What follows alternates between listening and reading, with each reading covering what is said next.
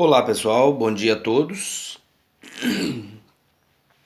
Na nossa aula de hoje, dia 8 de outubro de 2020, aula de História e Geografia, faremos a página 80 e 81. Muito bem.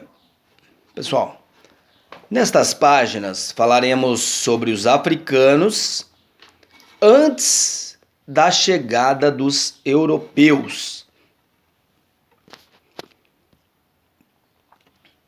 Vamos ver.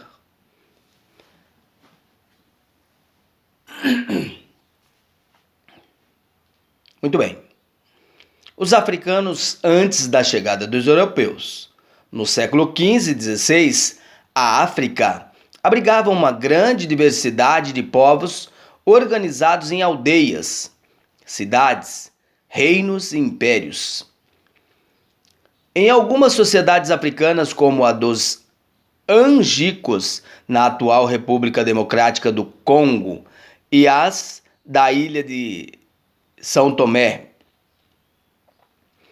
na costa oeste da África, a agricultura era a principal atividade econômica.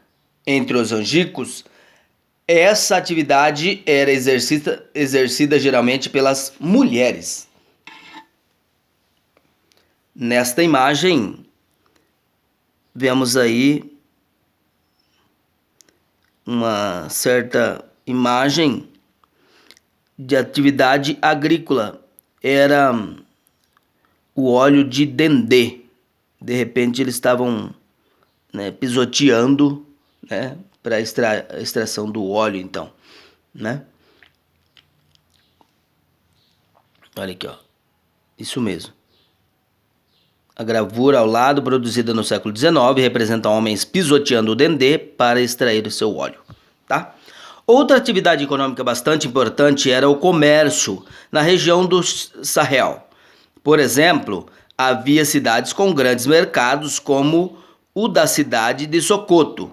Por esse mercado passavam caravanas de mercadores vindos de diferentes regiões da África, que negociavam seus produtos com os habitantes do local. Certo? Gravura intitulada O Mercado de Sokoto. Sahel, região do continente africano localizada ao sul do deserto do Saara. Atualmente, nessa região estão localizados países como Mali, Níger e Senegal. Tudo bem, pessoal? Ok. Sendo assim, nós vamos para a página 81. Pessoal, essas partes de história e geografia, vocês precisam ler algumas vezes os textos para poder estar compreendendo de verdade, tá? Não dá para já entender rapidamente assim só com a primeira leitura, tá? Acompanha comigo aí, mas façam uma próxima leitura, tá? Vamos lá. Na página 81. Em muitas sociedades africanas, o conhecimento era transmitido por meio da oralidade. Mesmo com o domínio da escrita, muitos povos, como os da região do atual Mali, privilegiavam a transmissão de conhecimentos por meio da narrativa oral de contos, mitos e lendas.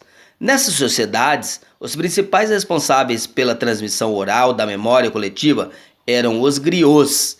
Eles eram bastante respeitados, considerados homens sábios e portadores dos conhecimentos dos ancestrais.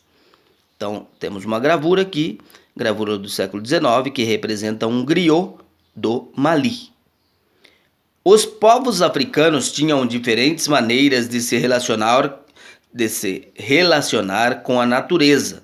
Os povos baúles da atual região da Costa do Marfim, por exemplo, temiam a floresta e faziam rituais específicos aos deuses da mata para manterem uma convivência pacífica entre as forças da natureza e os seres humanos.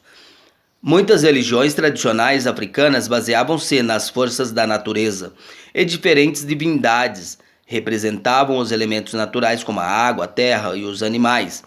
Os sacerdotes acreditavam que, por meio de rituais religiosos, podiam se comunicar com essas divindades para que interferissem no mundo dos humanos.